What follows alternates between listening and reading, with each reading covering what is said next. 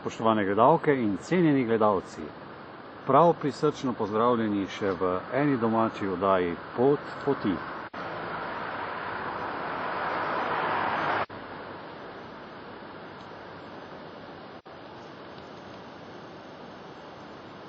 V današnji oddaji bomo spoznali župnijo Železniki na Gorenjskem. Želim, da se udobno namestite in želim vam dober in lep sprejem.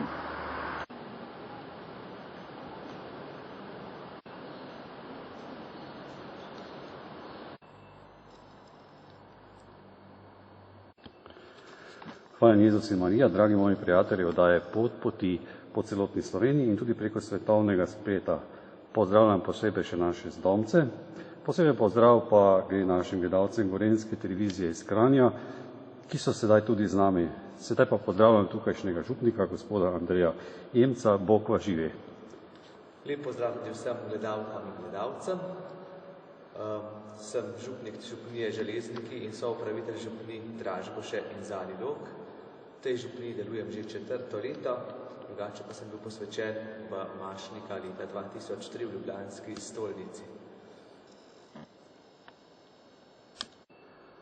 Tukaj zdaj naši gledalci vidijo tudi vašega zavetnika. Morda še kakšno besedo za naše gledalce oddaje Pot poti, bi vas prosil. Ko sem prvič prihajal v župnijo Železnike, sem bil zelo navdušen nad stranskim oltarjem, v katerem je podoba svetega apostola Andreja, mojega krstnega zavetnika. Rad sledim njegovemu klicu, tudi on je najprej, ko je srečal Jezusa, spoznal, da je tisti, ki odrešuje vse ljudi, ki nam prinaša pravi mir in notranjo srečo. In prav zato sem si za svoje novomašno geslo izbral tudi stavek, ki ga je izrekel ob svojem bratu Petru. Našli smo Mesija. In s tem je povabil svojega brata, da je sledil Jezusu Kristusu po poti, ki nam jo kaže skozi življenje. In prav tako je tudi cilj mojega življenja, da hodim po poti za Jezusom in da to srečo, to odrešenje kaže tudi vsem ljudem, katerim sem poslan. Spoštovani gledalke, cenjeni gledalci, še vedno smo v oddaji Pot poti v nadškofiji Ljubljana, v župniji Železniki na Gorenjske. In na pričetku bi pravzaprav gospoda župnika vprašal, kje pravzaprav ti železniki so, kajti z nami so tudi takšni gledalci, ki verjetno prvi slišijo za to župnijo, oziroma razen tisti, kateri so spremljali, kot so bile lansko leto tiste ujme. Železniki ležijo v neposredni bližini Škofje Loke, ko so središče Sevške doline. Spadamo v dekanijo Škofja Loka in smo tudi del nadškofije Ljubljana. Kakšen je pa pravzaprav utrip župnije Železniki? Župnija Železniki je že precej stara, nastala je leta 1622, ko se je odcepila od svoje matične župnije Sevca.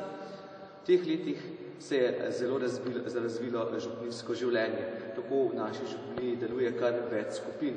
Če začnemo tukaj pri oltarju, nam pomaga kar nekaj ministrantov. Imamo 25 osnovnošolskih ministrantov in potem še 10 srednješolskih ministrantov. Poleg tega v župniji delujejo tudi 4 pevski zbori.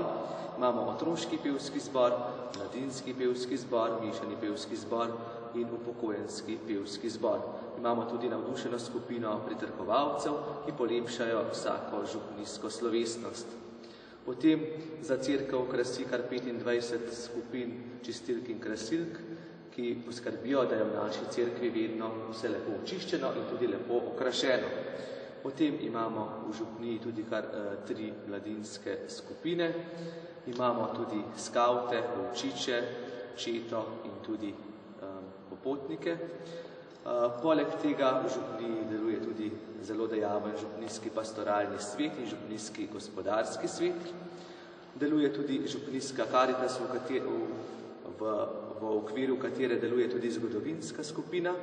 Poleg tega se tudi naši verniki poglabljajo v življenje svetega pisma, zato imamo tudi biblično skupino. Srce naše župnije pa je prav gotovo molitvena skupina, ki podpira vse dogajanje svojo molitvijo in priprošnjo k Bogu. Prej ste omenili tudi pritrkovalce. V naših oddajah oziroma na splošno v slovenskem prostoru so ti pritrkovalci zelo redko. Zakaj to gre? Ja, pritrkovalstvo je v bistvu neke vrste umetnost, neke vrste glasbena dejavnost. Iz zvonov izvabljajo različne melodije, odvisno od cerkvene dobe, odvisno od praznika. O praznikih izvabljajo veselejše melodije, ob žalostnih trenutkih so bolj žalostne, ampak smisel vsega pa je, da tudi ljudje začutijo, da se v cerkvi nekaj dogaja, da zvonovi ta dogodek tudi oznanijo. Komu je pa ta župnija posvečena? Kdaj ima stefarni praznik? To bi bilo verjetno za naše gledalce tudi zanimivo. Župnija je posvečena svetemu Antonu Puščavniku, ki ga vidimo tudi v glavnem oltarju.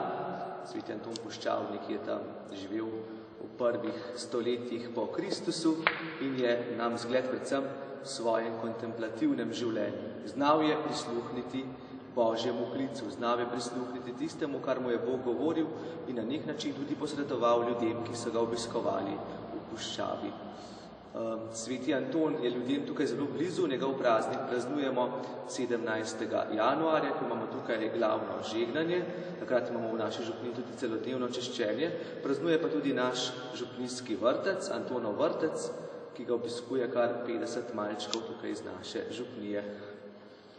To pa je zelo lepo. V naši župnijski cerkvi je zelo priljubljen tudi stranski oltar svete Ane, Marijine mame. Sem se zatekajo tudi naše družine po pomoč, kadar so v raznih težavah in tudi v veselju. Moram poudariti, da imamo v naši župniji kar 5 zakonskih skupin, tu se kaže neka živa povezanost s sveto Ano in svetim Joachimom in tudi vzgajajo svoje otroke za življenje po veri. Morda bi še zdaj predstavila tudi vaše podružnične cerkve, katere so? V zadnjem času je kar nekaj pomankanja duhovnikov, zato mi dva skupaj z gospodom kaplanom Matejem Nastranom oskrbujeva kar 3 župnije. Poleg župnije v Železnikih imamo tudi župnijo v Dražgošah, kjer je romarska cerkev svete Lucije, ki je zavetnica zoper bolezni oči. In tja kar veliko ljudi iz Korenske poroma vsako leto ob njenem prazniku 13. decembru. Poleg tega oskrbujemo tudi župnijo Zalilok, kjer je romarska cerkev Marije v nebo vzete in tam je v prazniku velikega šmarna tudi velik romarski shod in potem še preko leta parkrat. Ob velikem šmarnu obišče to cerkev zelo veliko ljudi. Na predvečer pa imamo tudi procesijo z Marijinim kipom in lučkami, ki je zelo lepo tudi obiskano. Poleg tega imamo potem še podružnično cerkev svetega Frančiška Ksaverija tukaj v Železnikih na pokopališču. Cerkev tudi datira tam nekje v 17. stoletje. Tudi ta cerkev je zelo priljubljena, saj so se mu ljudje od vekoma priporočali kot pri Prošniku. Poleg tega pa imamo še eno podružnično cerkev v Suši, tam je Marijina cerkev Loretske Matere Božje, kamor ljudje vsakodnevno radi zahajajo in se Mariji priporočajo v vsakodnevnih težavah. To, kar bom zdaj povedal, verjetno naš gospod župnik ne ve. Prijel sem kar precej pisem, kjer se v vaši parani oziroma tudi moji gledalci oddaje Pot poti vam zahvaljujejo za vse tisto dobro, kaj ste naredili. In kaj je tisto, da vas imajo ljudje tako radi? Ne vem, če je to smiselno, da imajo ljudje nekoga radi. Važno je, da smo povezani, da skupaj hodimo po poti za Kristusom, da vsi delamo za dobro, da se ljudje čutijo v župniji domače, da se čutijo sprejete in hkrati s tem se počuti tudi duhovnik sprejet od ljudi. In to je tisto glavno, kar lahko naredimo eden za drugega in da skupaj hodimo po poti, ki vodi v večno srečo Bogu. Bog daj, da še tako naprej. Zelo lepo ste povedali. Kako vi vidite današnjo mladino, gospod župnik? Večina nas v slovenskem prostoru tarna, ampak jaz mislim, da so mladi dobri, da jim je treba dati pravi vzgled. Kaj vi menite, kako vi vidite kot? Tudi jaz vidim v mladih neko prihodnost, nek up našega slovenskega naroda. Če zaupaš v mlade, potem tudi mladi zaupajo vate in ti skušajo slediti v tistih bistvenih in pozitivnih stvarih, ki vodijo k sreči. V naši župniji so mladi precej dejavni, poleg tega, da sodelujejo v 3 mladinskih skupinah, sodelujejo še v vsakoletnem oratoriju, ki ga pripravimo tukaj v župniji. kjer sodeluje preko 40 mladih in pripravi enotedensko dogajanje za otroke, ki se udeleži približno 150 otrok tukaj iz župnije in okolice. Potem mladi sodelujejo tudi pri skavtih, mladi sodelujejo kot birmanski animatorji, mladi sodelujejo pri mladinskem pevskem zboru, mladi sodelujejo pri vseh dejavnostih, ki se odvijajo v župniji in zdaj jutri pripravljamo tudi dobrodelno tombolo za otroke po poškodbah glave. Ta dobrodelna tombola je zelo dobro obiskana in vsako leto prispevamo kar nekaj sredstev za pomoči potrebne ljudi. Verjetno tega čuta pomagati drugemu med ljudmi skoraj premalo tudi mediji o tem govorijo. Kaj menite vi? Mislim, da se v glavnem mediji poudarjajo samo to, kar je slabo, kar je težko, razne preizkušnje, premalo pa poudarjajo to dobroto ljudi. Mi smo bili deležni dobrote ljudi pred 2 letoma, ko je bila vodna ujma tukaj v Železnikih, takrat je cela Slovenija priskočila na pomoč ljudem v stiski. In mislim, da je prav, da s tem tudi gojimo nek čut soodgovornosti za sočloveka, da vidimo v svojem bližnjem neko pomankanje, da mu skušamo pomagati, da mu skušamo zopet omogočiti novo upanje, nov pogled proti sreči. In to je tisto glavno, za katero moramo vzgajati danes ljudi. Kako vi vidite današnjo družino? Glejte, družina je osnovna celica vsake družbe, tudi danes je tako. Družina je tudi osnovna celica vsake župnije, brez družine tudi župnije sigurno ne bi bilo. In tukaj v naših krajih, v Sevški dolini, so družine precej številčne, poprečno število otrok je tam nekje 3 do 4 ali pa tudi več, tudi do 10, kar kaže na neko pozitivno odločenost za življenje, česar danes v Sloveniji nekoliko primanjkuje. Zato je prav, da te družine tudi med seboj povezujemo, da te družine delujejo v posameznih župnijah in tudi v različnih skupinah. Brez tega bi bila vsaka župnija sigurno mrtva. In prav otroci, ki prihajajo iz teh družin, prinašajo neko veselje, neko radost v vsako župnijo in tudi vsakemu duhovniku.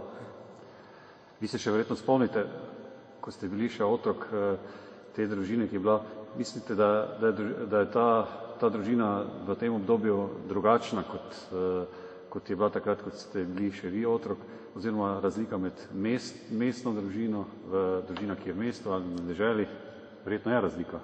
Kaj vi menite? Nekoliko razlike je sigurno.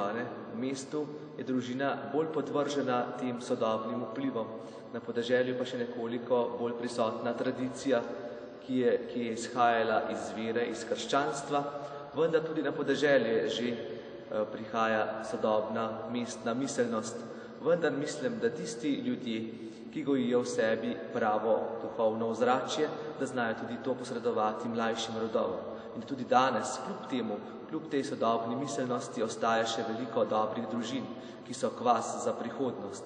In mislim, da bodo te družine ponesle krščanstvo in tudi pozitivne vrednote tudi v prihodnost. Z nami so tudi gledalci, ki so malo mlajši in velikokrat govorimo o molitvi in kako bi pravzaprav tem mladim približali molitev oziroma da bi potem na koncu, ko bi bili nekoliko starejši, bi rekli, molitev je pa sreča. Glejte, dostikrat se preveč osredotočimo samo na neke molitvene obrazce in to mladim ni preveč blizu.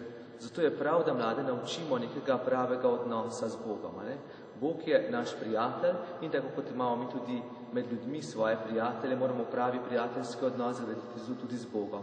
In če znamo ta pravi prijateljski odnos z Bogom tudi živeti, potem molitev ni nikoli problem, ni nikoli ovira, ampak je potem molitev pomoč v našem življenju, pomoč v stiskah in takrat, ko nekoga potrebujemo, se lahko ozremo na Boga, ki nam vedno stoji ob strani.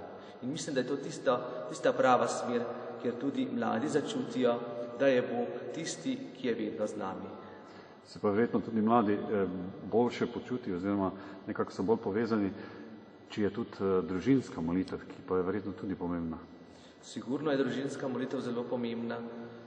Že na zunaj se vidi, otroci, ki prihajajo iz družin, kjer se moli, drugače dojemajo tudi stvari okrog sebe.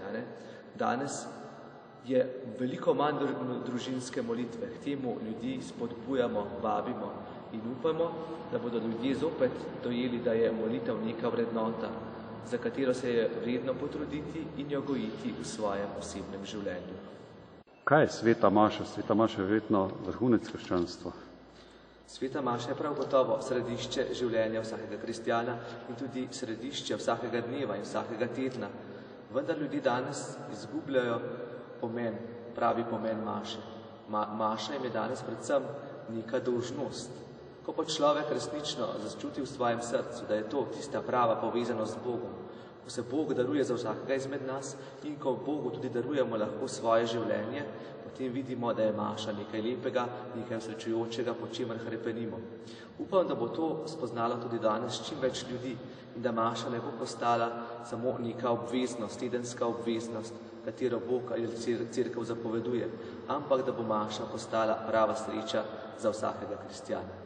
Velikokrat se ljudje premalo zavedamo, da rabimo tako, kot rabimo fizično hrano, rabimo tudi duhovno hrano. Ta je še verjetno dosti bolj pomembna v tem času, ker so materialne dobrine veliko bolj na razpolago, kot so bile nekoč. Človek je ustvarjen tako, da kot telesno hrano potrebuje tudi duhovno hrano, In vsak človek išče duhovnost za svoje srce. Če jo ne najde v tradicionalnem verovanju, potem jo išče drugje. Vendar upam, da bomo znali tudi danes sodobnemu človeku približati Božje poslanstvo, Božje tisto, kar Bog od nas pričakuje. Da bodo ljudje začutili, da je Bog tisti, ki napolnjuje naše srce. Da bo Bog postal središče našega dojemanja, našega srca. Mislim pa, da tudi danes ljudje, ki živijo živo krščanstvo, začutijo potrebo po tej duhovni hrani in da jo tudi iščejo v različnih skupinah, ki delujejo po župnijah ali pa tudi medžupnijskih skupinah. Se je potrebno oziroma se znamo ljudje pravilno Bogu zahvaliti za vsaki dan, tudi ne na eni strani tudi za zdravje, na drugi strani pa tudi trpljenje, preizkušnje, ki nam jih Bog potem daje. Ljudje smo nasplošno zelo sebični. Boga znamo poiskati takrat, ko ga potrebujemo. Znamo ga prositi. Dostikrat pa potem, ko nam Bog stori kakšno dobro stvar, se mu pozabimo zahvaliti za vse tisto. Dostikrat pozabljamo, da nam je že samo življenje samo podarjeno in smo lahko hvaležni za vsak dan, ki ga živimo dobremu Bogu. Hvaležni smo, da imamo hrano, da imamo stanovanje, da imamo delo, da s tem lahko služimo denar zase in za svoje bližnje. Pozabljamo, da vse prihaja od dobrega Boga, da je vse en velik dan. In prav k temu nas hoče spomniti tudi cerkev vsako leto vsaj enkrat na zahvalno nedeljo. In to nedeljo obhajamo jutri in prav bi bilo, da bi se vsak izmed nas jutri vsega srca zahvalil dobremu Bogu za vse, kar smo v tem letu prejeli dobrega. In tudi jaz bi rad izrekel zahvalo vsem tistim ljudem, ki čutijo s cerkvijo po vseh naših župnijah, povsod po svetu, da čutijo, da so tudi oni del tega Božjega odrešenskega načrta, da so hvaležni Bogu, da smejo stopati za njim po poti odrešenja v katoliški cerkvi. Kot moderator oddaje Pot poti bi še dodal, da do nekaj Slovenci v zamejstvu še bolj čutijo domovino kot mi in se nam zdi samoumevno, kar pa verjetno ni prav, da ne znamo pravilno ceniti domovine. Mislim, da je tudi vrednota domovine danes nekoliko zašla v pozabo. Slovenci v zamejstvu to čutijo iz dneva v dan, ko se zavedajo, da so zrasli iz slovenskih korenin in se k temu tudi vračajo. Mi, ki živimo pa tukaj v matični Sloveniji, pa na to dostikrat pozabljamo. Prav bi bilo, da bi bili ponosni svojo domovino, da bi bili hvaležni Bogu, da smemo živeti na tem lepem končku Slovenije. Da smo hvaležni za vsak dan, ki ga preživimo v svobodi. In res hvala Bogu, da smo tukaj in da smo lahko ponosni na ta košček raja. Velikokrat mi moji gledalci oddaje Pot poti pišejo, da imajo Sveto pismo na policiji, da na njem se nabira prah. Tisti, ki pa Sveto pismo vsaki dan berejo, pa so bolj redki, ampak za to oddajo bi pa želeli zopet dobiti koga, ki bi morda vzel si čas, pa vsaj kakšen stavek ali pa stran prebral v Svetem pismu. Kaj bi vi dejali? Kakšna knjiga je to? Glejte, vsaka cerkev ima dve pomembni mizi. Prva je miza Svete Evharistije ali oltar, na katerem se daruje Jezus s svojim telesom in svojo krvjo. Druga miza, ki pa je neenaka, je pa miza Božje besede ali ambon, kjer se oznanja tisto, kar Bog hoče povedati vsakemu izmed nas. In prav po Svetem pismu vsakemu izmed nas govori Bog. Sveto pismo je dostikrat ostaja, kot ste rekli, zaprašeno na policah. A tudi v današnjem času skušamo tudi mlade spodbujati, da bi večkrat segli po tej sveti knjigi. Tudi v letošnji pripravi na Birmo porabljamo Sveto pismo kot tisto osnovno knjigo, kot osnovni učbenik, po katerem se učimo krščanskega izročila. In prav bi bilo, da bi mladi znali in tudi radi uporabljali to sveto knjigo, ki jih vodi v srečo.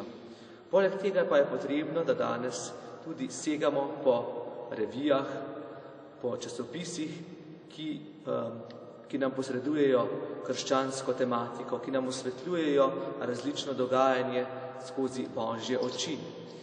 Prav je tudi, da prisluhnemo tudi medijem na krščanski podlagi, ki skušajo osvetliti tudi drugo plat, ki ne govorijo samo o grozotah, o težavah, ampak govorijo o nečem, kar je višje, o Bogu, ki je naša večna sreča, ki nam vedno prinaša nekaj lepega in nas vedno spremlja na poti.